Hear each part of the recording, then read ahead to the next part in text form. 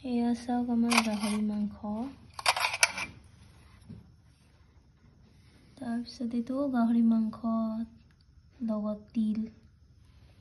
আৰু এইটো গাহৰি মাংসই হয় এইটো গাহৰি মাংসৰ লগত মূলা মূলাই নাই এইটো গাহৰি মাংসৰ লগত মূলা এইটো ভাত কেৰেলা ভাজি আলু আৰু এইটো আলু ভাজি ফ্ৰেছ আৰু এইটো মাছ চব্জি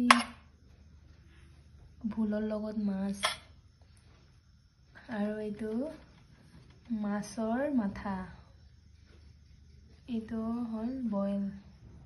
ফুলকবি বইল দালি মাছ আৰু মূলা